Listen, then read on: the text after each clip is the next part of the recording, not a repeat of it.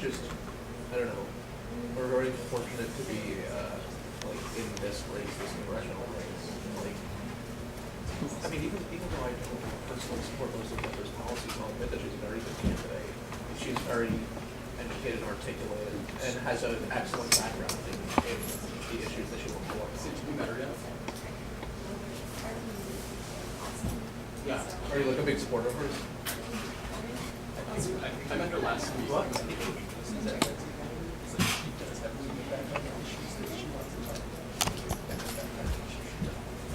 Well, that, I don't buy into the whole, like, her being from Brooklyn makes her bad narrative, but it definitely does make her, less qualified to speak to this area. Like, she only moved here, what, like 9 months ago?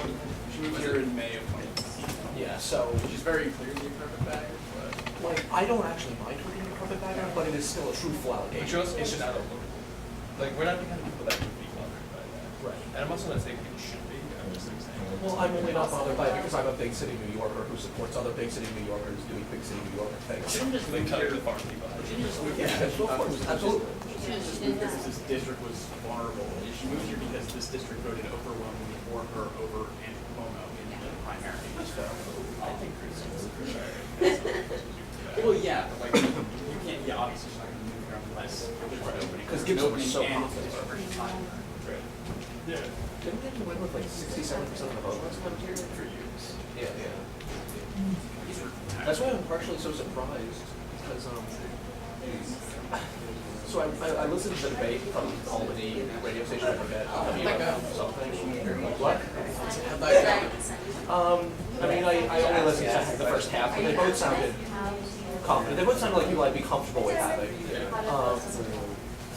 You know, it's one of those like, even if you lose, you win situations for me at least. It just kind of feels like too much edited. Because I get where I really disagree with all the policies. I care much more about the person than the policy, and I think that she's absolutely a very great point. You know what I mean? So, What's we saying? I don't know what to say. I'll let you say Keep worries and maybe that's where I'm more from. of them. Oh, I'm surprised. I've actually never been. So, this is such a great race. I think I would like it. It's so sad. Good candidate. I'm surprised it's ever been this one. Well, this district also hires him out for Bernie Sanders and voted for him. And this district's also voted for Obama. Yeah, it's actually the pretty significant sweetness that Swedish receives it. Okay. So it was more about just being a popular incumbent than about having ideas that are wrong. Yeah. Although he did have to prove that. I know. Bold. Come on, I honestly, I do too. I do too. Maybe they told her No, but you know what's, did you read his website? So on his website, he says that he's talking about like No, so that's the thing. I think we're against terms I don't trust Bard at such large. as I think there's several. I'm gonna put Peter. I definitely think there's going to be a few He's great hot water. Thank you so much. Yeah, no, I think that's because he's like,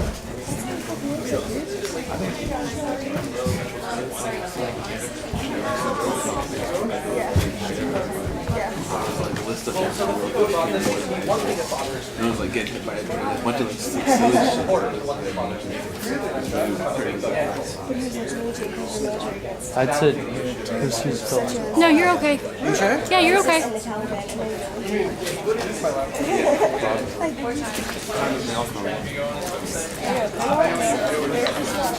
yeah, it's just I'm not saying anything like sarcastic. I just know that's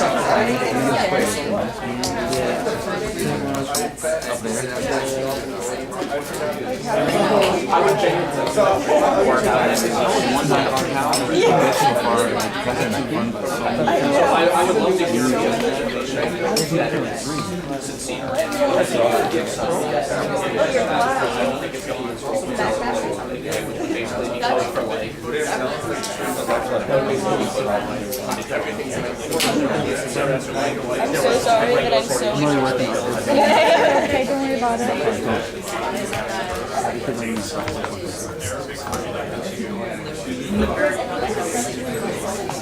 I can't. I like 85%. So, before our speaker gets here, those people in my class, and Simon's class for that matter, we're in a final push for voter registration, and we are streamlining the organizational process to make sure that people who sign up have the deluxe experience, including actually going somewhere, knowing what they're doing, and registering people. Charlotte, yesterday, what'd you get, 12? 12? I think 11. Okay, 11, really good. We've also, you'll hear going around campus, we've been able to systematically cross-reference who's registered, who's not. We're trying to identify people who are applying for absentee ballots so that we can facilitate that. And most of all, for the people in both classes, if you are an off-campus student and you intend to vote here, you must, if you are registered on campus, and when you lived on campus, you must re-register, okay? Repeat. So there's quite a few people who have moved off campus and haven't re-registered. You need to do that. If you know friends who haven't done it, if you have friends, you guys have friends? Friends off campus, ask them, say, have you re-registered to vote where you live? So I have a sign-up sheet. There's two things. One of them is this Saturday at noon, you could join me in the Center for Civic Engagement and actually do some registration work. That's on top. The rest, if you sign up, you can sign up, and then to learn what to do and how to do it all, you can email Syra Reichel. Her email address is there, and her email address is here to confirm what you do when you register people, okay? So there we have the system now. You sign up, contact Syra, and she will inform you everything on what to do. I'm sorry for those of you if there has been some less than optimal follow-up at times, but now we're a well-oiled machine, okay?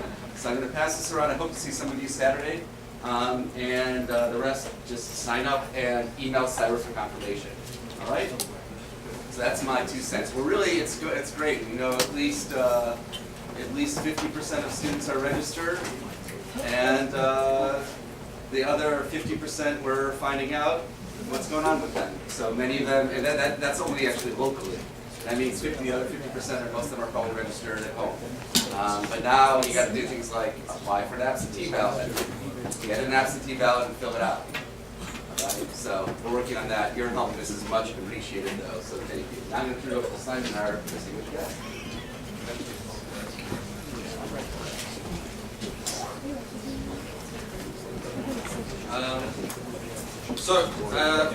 Today we're very pleased to be welcoming John Faso, Barnes College, to our classes, thanks to the college more widely. John Faso was a member of the New York State Assembly between 1987 and 2002. And during that time, he served as the ranking member on the Ways and Means Committee and received the Nelson A. Rockefeller College Award for Distinguished Public Service. He also served during that time on Governor George Pataki's transition team. What he's, I guess, most known for at the moment, and the reason we've invited him here today in particular, is because he's currently running for Congress in New York District 19, which is the district that our college and most of you reside in. Mr. Faso won his Republican primary against Andrew Healy, 67% to 32%, and he's been endorsed by the Republican, Conservative, Independents, and Reform parties for this election. We are very pleased that he's taken time out of his campaigning to spend some time here with us today. And so I'd ask you to join me in welcoming John.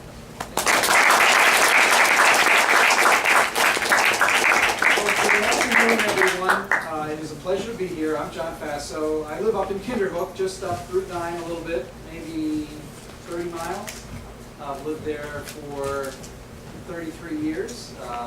My wife and I have 2 kids that are out of the house and off on their own.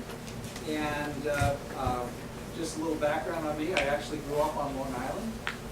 Went to high school in Queens at a place called Archbishop Malloy. Went to college at a SUNY college called Rockport near Rochester.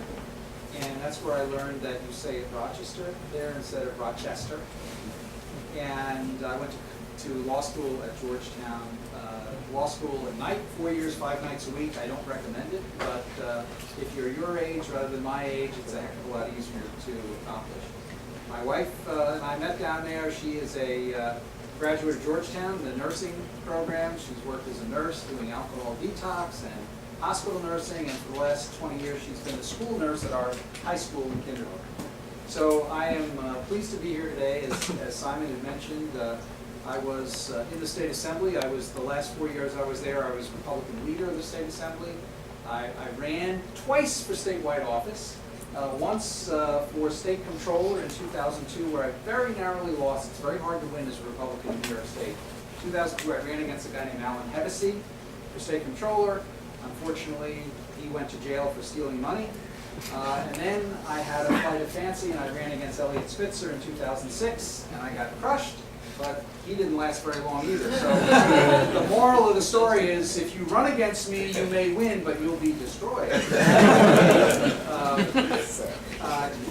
I'm running. I didn't think I would run for office again, candidly, but I decided to run because I see the country in a very perilous course, and I see really two major issues that motivate me to run and give me the desire to help try to change some things in our country.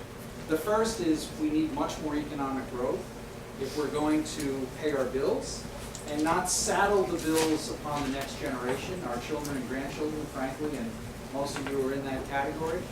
Our children and grandchildren are going to be paying an enormous burden financially unless we get more growth.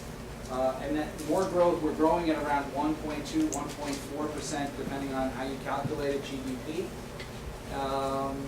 We need to grow at least 3% of the GDP in order to meet the needs that we've already promised to seniors and veterans, but also close our deficit and not impose this cost on the next generation. Mine would be the first generation, and I'm part of that proverbial baby boom generation that grew up, parents came out of World War II, etc. Ours would be the first generation to leave the country worse off financially than what we found it. And today we face $19.5 trillion in debt. Within 10 years, it's estimated that every single nickel the taxpayers send to Washington will go for Social Security, Medicare, Medicaid, and interest on the debt. And at such time that the Federal Reserve, any economics majors in here? No. Are you all political science majors? No. Government? No. All right, we'll get to that in a second. But at such time that we go to more normal interest rate policies, and inevitably the Fed is going to have to do that, the $400+ billion that we're now spending for interest on the debt is going to be exponentially higher. It could be $600, $700, $800 billion in interest on the debt. That crowds out a lot of things that could be accomplished, whether it's for healthcare, roads and bridges, tax reductions, military, higher education, whatever you want to mention. If we are in a calamitous financial situation, and indeed if we don't get more growth, we are going to be in a Greek type situation. And I sometimes call it the Grecian formula, but I don't mean hair color. The fact is that we are going to be in a real thicket, and your generation is the one that's going to be responsible for paying for it. So this is the biggest problem I think that we face. Second crisis we face is security. We have a major crisis in terms of our confrontation with ISIS, there's no doubt that the United States and what we used to call the West or the free world faces a very serious security situation. We see it in our cities now, but we also know that it is affecting people abroad. The Syrian crisis today is calamitous. There are, it's estimated, more than 400,000 killed in the last 5 years in Syria, 8 million refugees, and 5 million internally displaced. We face difficulties with the Iranians, the North Koreans, Chinese. I mean, there's a lot of competition. Mr. Putin rears his head, and he's not necessarily a Democrat, especially when you can imprison or kill your opponents. It doesn't qualify as much of a freedom-loving character. So we face real challenges as the world changes and as the United States, as we move forward. We're not in the post-World War II era where the United States was predominant, and indeed, we're probably never going to see that era again. But the question becomes, what is the burden of American leadership and how do we fulfill it? So I think those are issues that we can discuss, and those are issues that are motivating me again. It's economic growth. How do we get more growth in the economy? I've laid a whole series of tax and regulatory changes I think will spur private sector economic growth and national security. My opponent and I had a debate this morning in Kingston in front of the Ulster County Chamber of Commerce. We did one. I don't know if has anyone seen our first debate? Okay, you go to the head of the class. You're number 2. And then there are going to be 3 more. There'll be one on WMHT, which is the public TV station out of Albany. There will be one in front of the Poughkeepsie Journal, which is just you sit around a conference table and they live stream it. And then I think there's going to be Time Warner Cable, and that will be in Woodstock in front of an audience. So those are the remaining ones that have been scheduled. I've agreed to more. My opponent has not, and it's interesting when you look at that. But the bottom line is that this is a very competitive race. Have you talked much about the politics of this district? No. Okay, so let me just give you the politics of the district. The district is a 3rd Republican, a 3rd Democrat, a 3rd Independent. It is a district that voted twice for President Obama, the last time 5 or 6 points. But it voted in the gubernatorial race in 2014, it voted for Rob Astorino by 30,000 votes over Andrew Cuomo. Today it probably would be 50,000. And it voted for Chris Gibson over his opponent by 60,000 votes. Yeah, so it's a district that, according to the classical political scientist definition, is a classic swing district. This is not one of those districts that is going to go one way or the other automatically. It's a district where, yes, those pesky voters still matter. And in some districts, be they an urban district in Brooklyn or a West Texas district in Texas, really the argument is over politically in the primary. This is not so in this district. So I'm pleased to be here and happy that I haven't put you to sleep yet, although this guy in the front looks like he might start to fall asleep. I'm not sure. But if he does, we'll remind him that he gets extra credit for asking a really good question. So with that, I will turn it over to you. Yes, sir. Could you just identify yourself, where you're from, too, so I have a sense? My name is Soa from New Orleans. From New Orleans? Okay.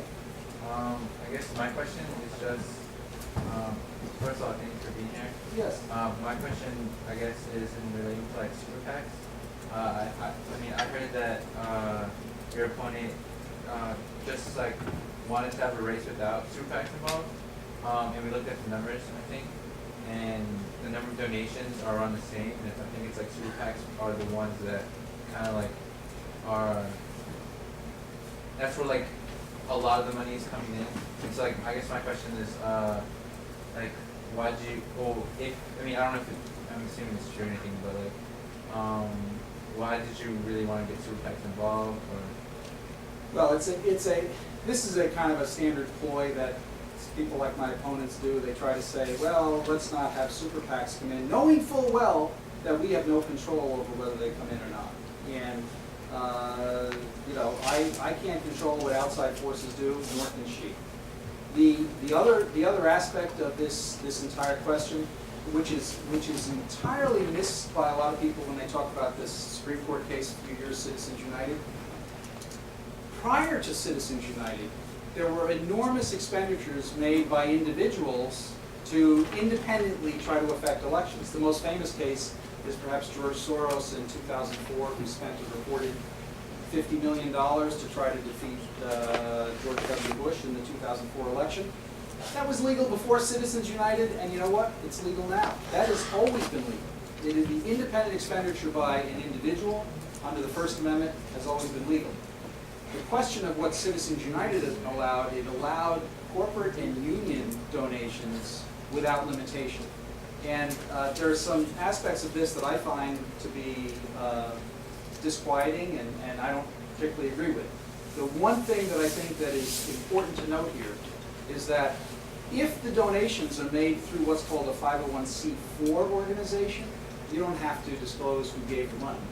I find that to be objectionable. I think it's best, the system is best when people know who is donating the money. Then they can make a judgment. Well, is that union donating the money because they want a certain thing? They want the government to do a certain thing or a certain type of contract? Or is that corporation doing something because they want a certain thing? I think it's really important that there be disclosure. But if you do it through what's called a 527 organization, a political committee, that has always been legal, and it was legal before Citizens United, and it was not affected by Citizens United. So there are, well, is too much money spent in politics? Yeah, I have to tell you, having to raise it, I agree with that. But at the same time, what's the alternative? The alternative that proponents propose, I think, is a cure that's worse than the disease. The alternative they propose is really twofold. One, public financing of elections. And I think the experience that we've seen in, say, New York City, where if you give $1, the taxpayers give you $6 back. We've seen that system manipulated. But after all, who writes these laws? The politicians who are the incumbents write the laws. And you know what? Dirty little secret, they write the laws to benefit themselves. And that's just what's happened with the public finance system in New York City. The other thing about it, the other alternative that they propose, let's amend the First Amendment to give the government more control over political speech. I think that would be a colossal mistake for us to make. And as I've said in my debate with Professor Teachout, I think James Madison's handiwork is better than hers. What's the next question? Yes. Hi, my name is Preston. I'm from Chicago. My question is, so you've said that your kind of the main point is that you want to decrease government spending, right? But you've also said... No, I didn't say that. I said we want to increase economic growth so that we can balance our budgets. Okay. Because when you increase economic growth, it explodes the amount of revenue that comes into the Treasury, and then you can balance your budget. Not that there aren't things that we shouldn't try to cut and reform, etc. Okay, but wouldn't you agree that decreasing government spending is sort of included in that idea of managing the deficit, right? Yes, definitely. Okay. So you've also said in your point about the military, I think you say on your website you want to increase the number of active military personnel and modernize our weaponry, I think is the term you use. So my question is twofold. A, how do you reconcile the fact that we're already spending, I think, $1.1 trillion on the military, and according to your position, you want to increase that by increasing the number of personnel. So how do you reconcile that with the idea of managing the deficit? And two, if you were to support legislature that increased the amount of military spending, where would that money come from? Because it seems like it would come from places like drug courts, which you also support. First, the level of U.S. Defense Department spending is about $500 billion a year. It's obviously a very large number. But looked at in another way as a percent of the GDP, it's actually at relatively historically low numbers. So as a percentage of the overall economy, it's actually quite smaller than it was, say, at the era post-World War II. Obviously, it was really high during World War II. It was probably half the GDP was military spending. But now it's at a relatively low, from a historic basis, level. Obviously, every budget is a series of, just like your own budget as a student. You know if you want to go out on Friday night and spend, $40, that's going to have to come from somewhere. Whereas if you stayed in and you ordered in and you spent $15, you would have a little more. It's just what government does. Just what your family does in their household budget, and that's what government has to do. Where I think the risk right now is that we're drawing down the level of military personnel to levels that are historically extraordinarily small. And we're going to have the smallest Navy since, in fact, that military personnel level will be the smallest since before World War II. Our Navy, our naval levels will be the smallest since post-World War I. And I think that given the challenges that we face around the world, that's too small. Chris Gibson, who was the person I hope to replace, was a full colonel in the U.S. Army. He spent 24 years retiring as a full colonel. And he's the leader in the House, actually, one of the leaders in the House, to eliminate the drawdown that's now scheduled. So they want to basically keep the force at around 470,000 active military, as opposed to having it drawn down to about 400,000. But you are right, this is the crux of the matter, and this is why I come back to my initial point. If you don't get economic growth, it's very hard to make these choices. Because when you have to balance the essential national security interests of the country versus more deficit spending, it becomes a very serious, difficult problem.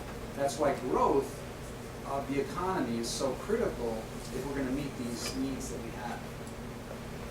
Yes, this lady right here. Hi, I'm Sage. I'm from the South Shore, Massachusetts.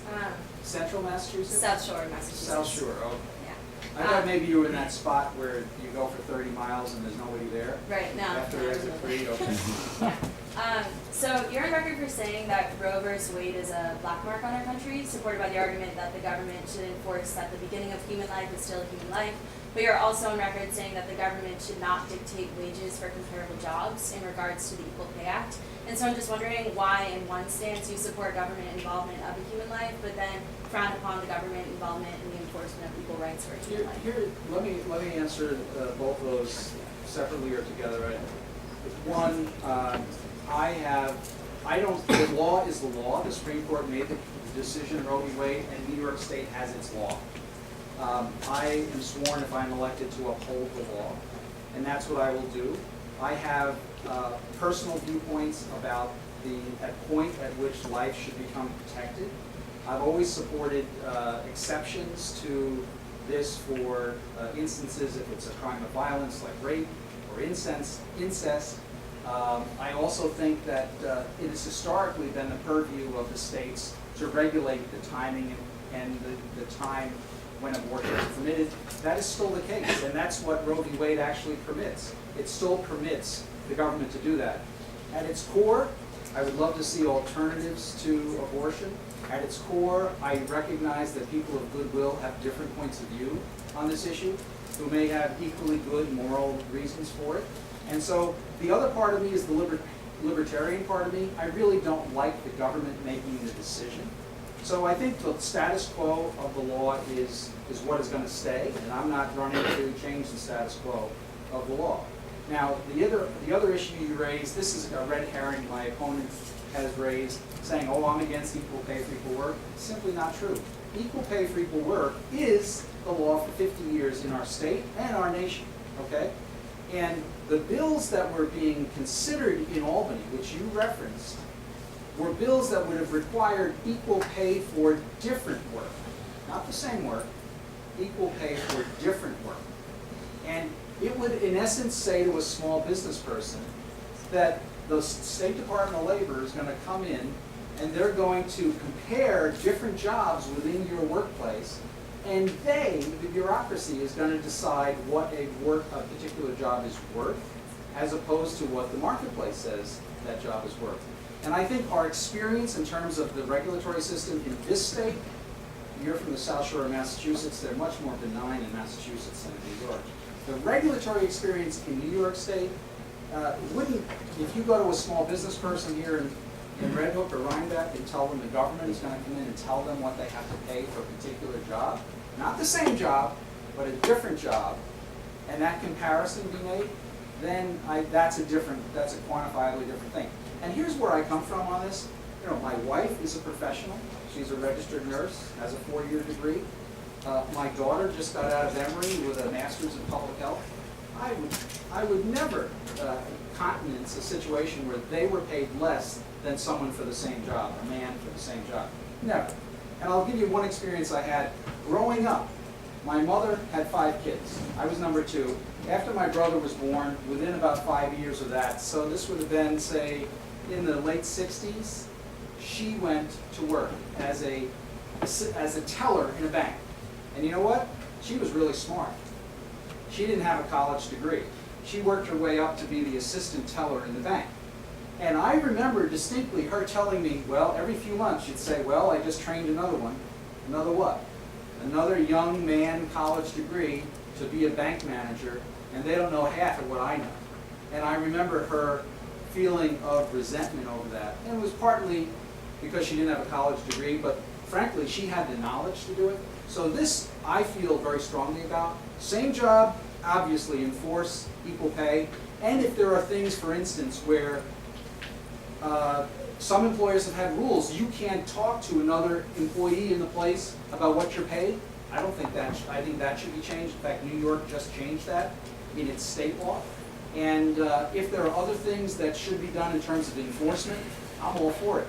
But I think it's a mistake for us to say, you're going to take two different jobs and have someone from the government come in and say, oh, we're going to do a comparability study, and we're going to determine that you're not paying this person as much as they should over here, and oh, by the way, we are going to fine you as a government to come in and do that. I think that's a real mistake. And knowing a lot of small businesses that I do, they agree with me. And you know what?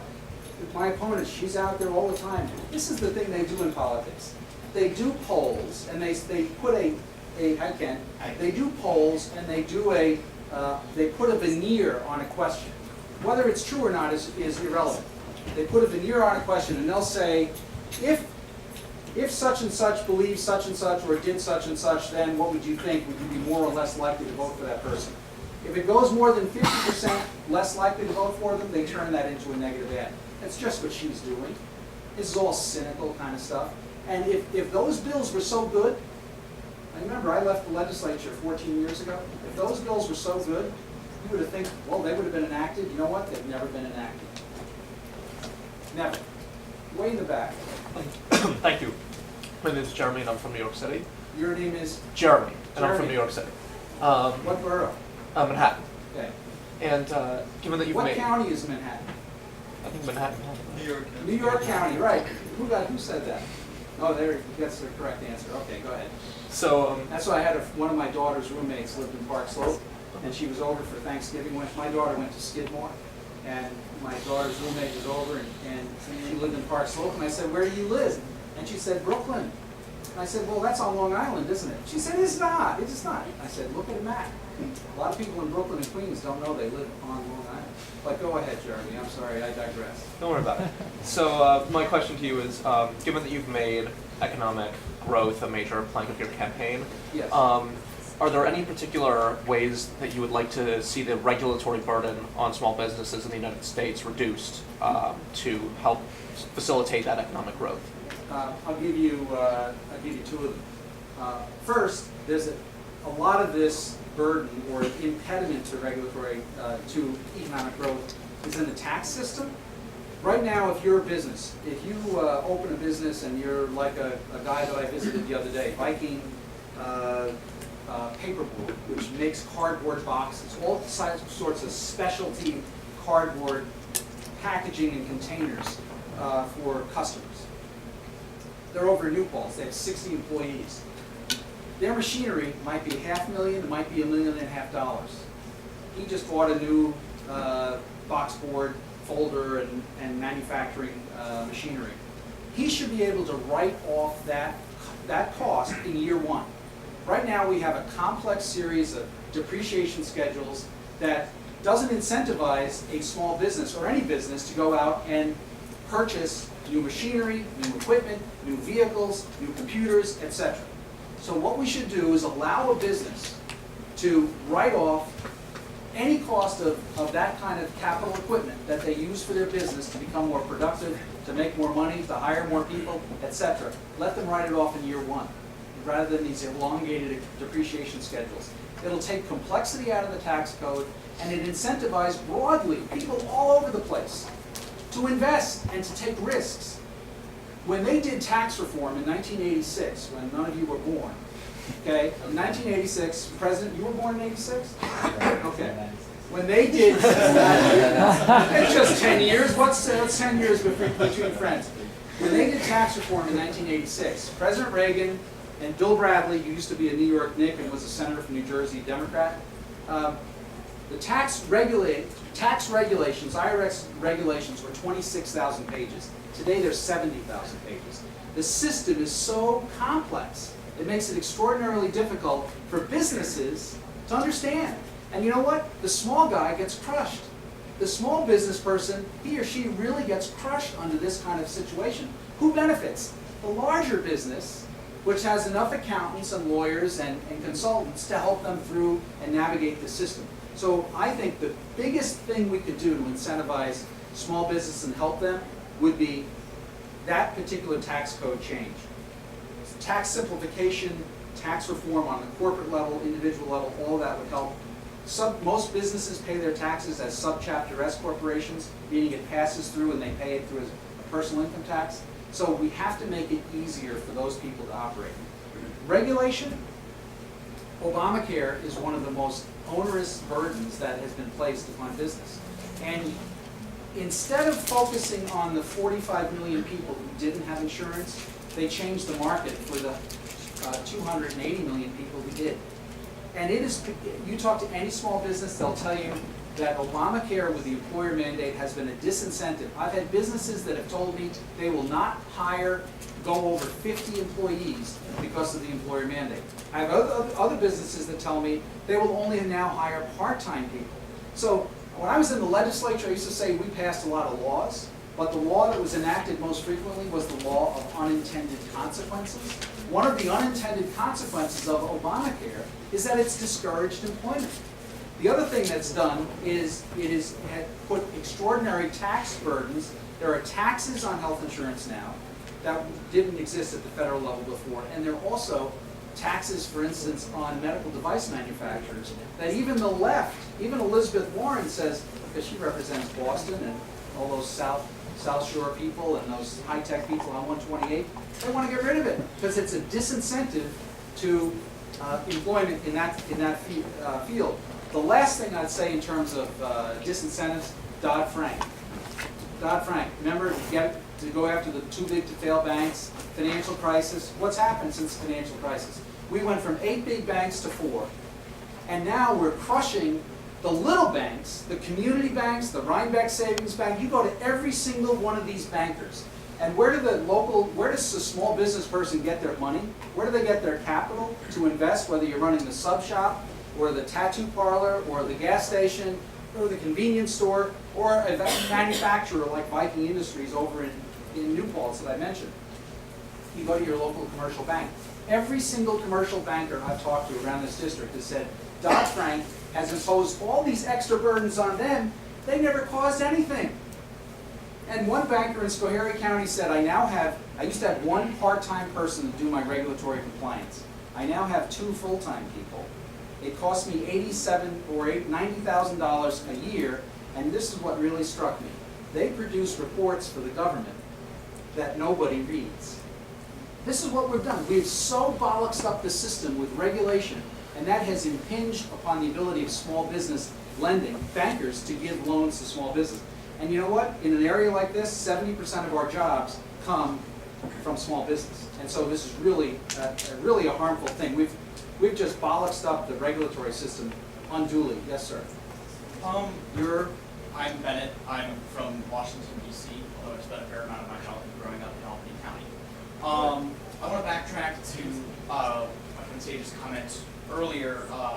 You mentioned how Roe v. Wade does not impose limits or does not specify certain rules about when abortions can be limited. And I said what it does, it still leaves a role for governmental regulation of the practice.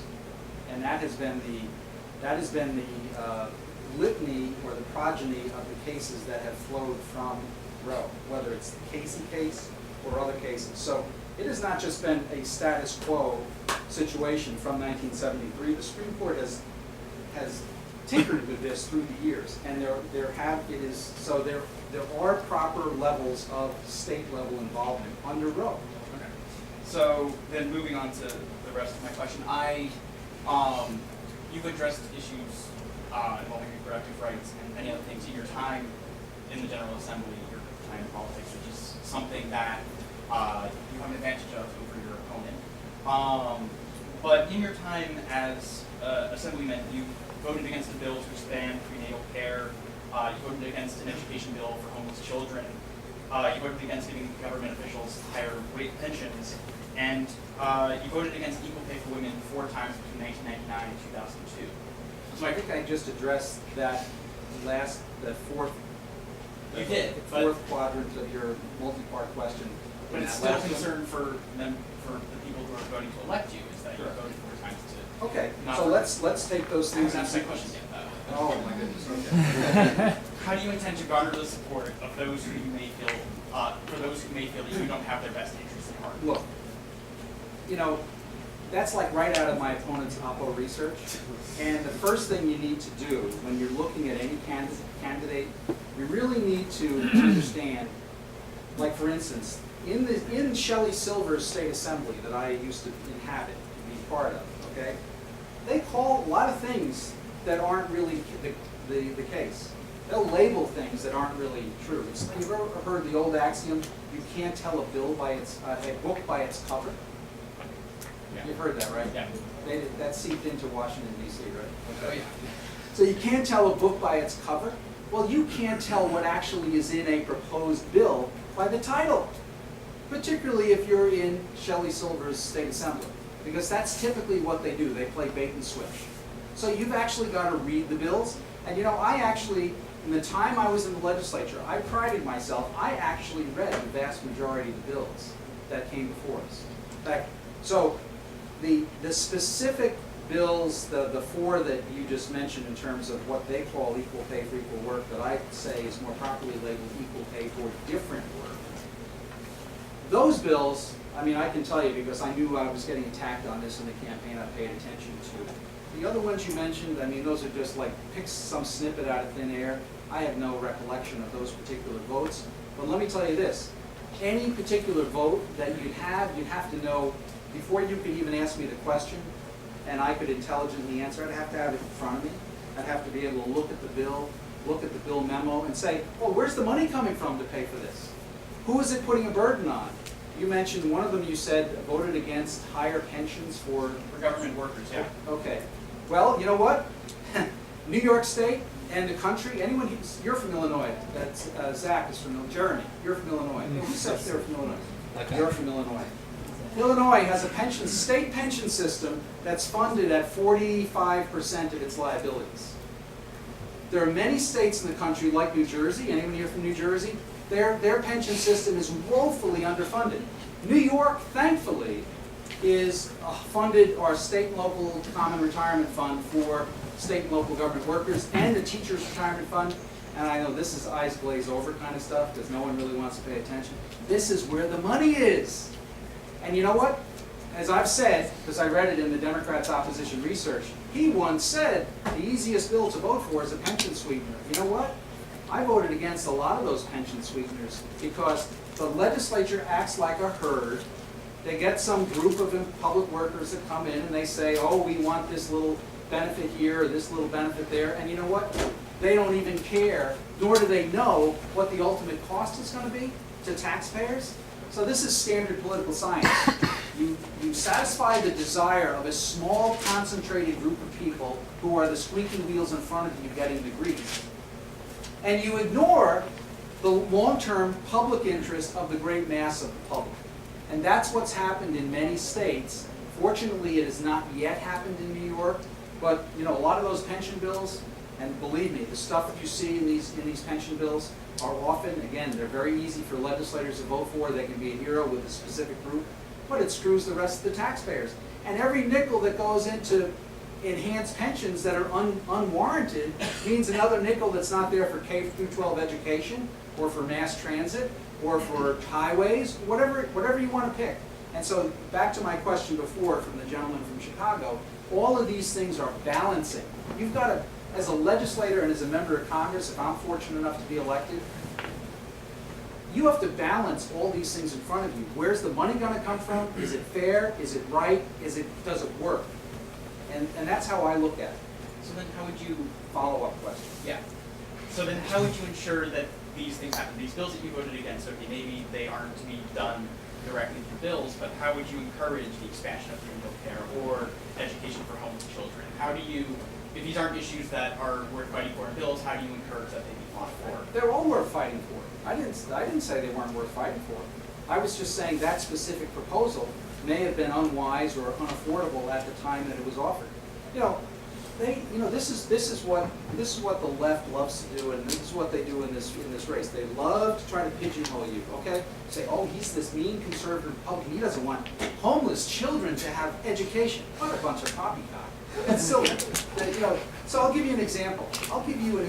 I was a Republican leader in the Assembly, and I get a call in 2000 from the governor's council. The governor at the time was Pataki. The governor called the council, called me up and said, John, we have a real AIDS crisis in this country, in this state.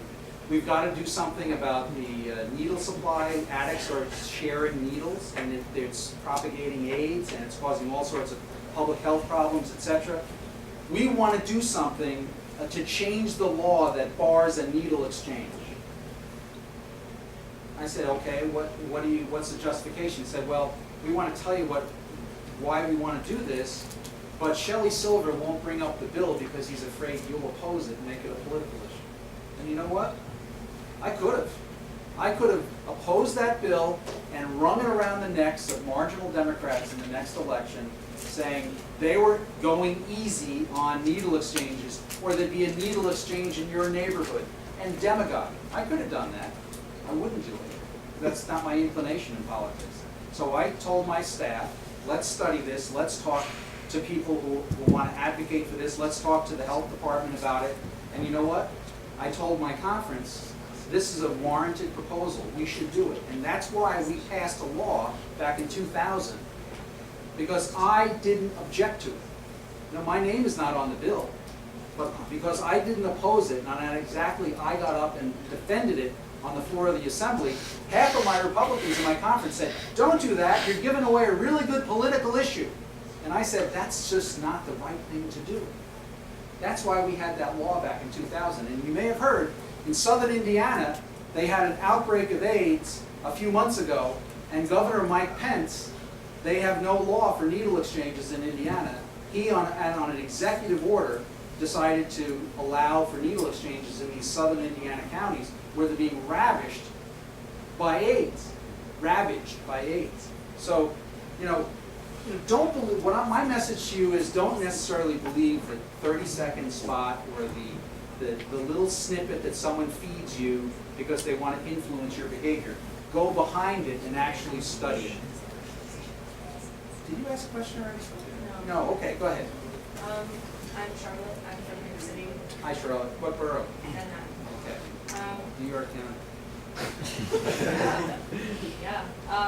If you run for statewide office, you know where all the counties are and all the county seats. That's good. We can have a conversation. What are you going to do to address the opioid crisis? It's a great question. This is, and you hear about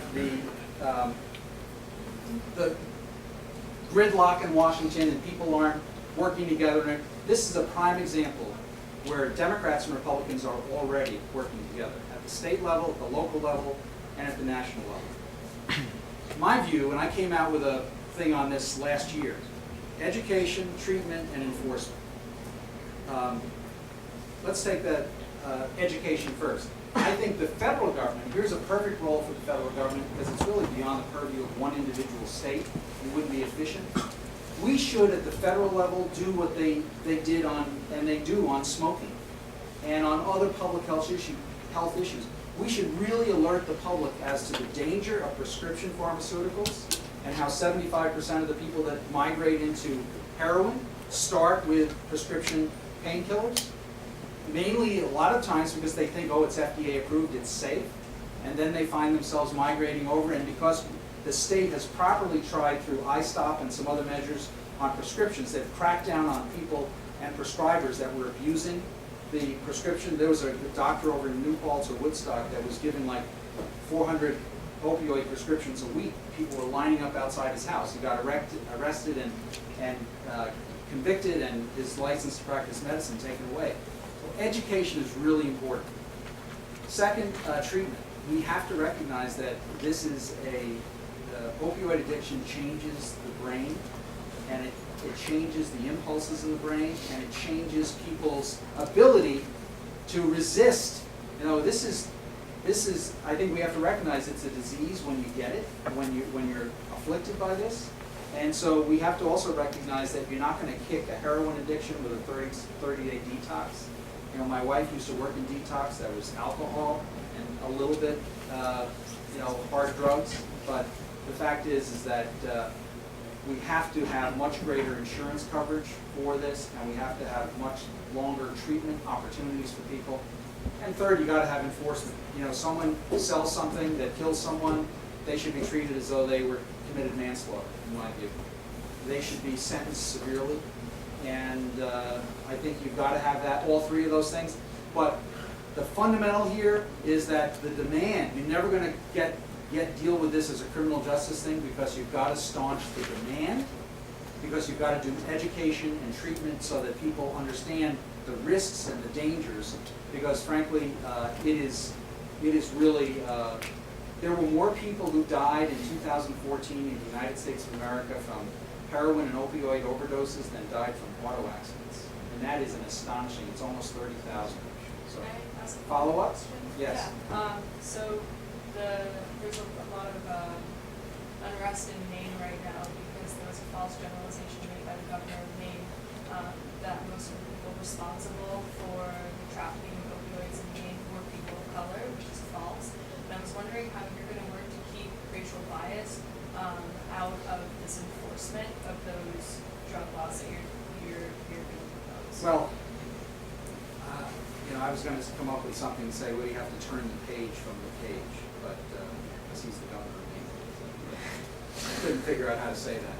But the bottom line here is that, yes, we have had racial bias in the enforcement of drug laws in particular. We have to guard against it. I off the top of my head, I don't know precisely how we would do that. I haven't thought that through, but I acknowledge that that has existed. But this is, we also have to recognize that what's going on in the country now, it doesn't discriminate. It doesn't matter if you're a conservative who watches Fox, or you're a liberal who watches MSNBC and reads The Nation, or reads the National Review. It doesn't discriminate by race, by gender, by ethnicity, by gender. I mean, the fact is, this is an extraordinary crisis that we're facing, and I think everyone has to really work hard on this, because it's going to take a long time.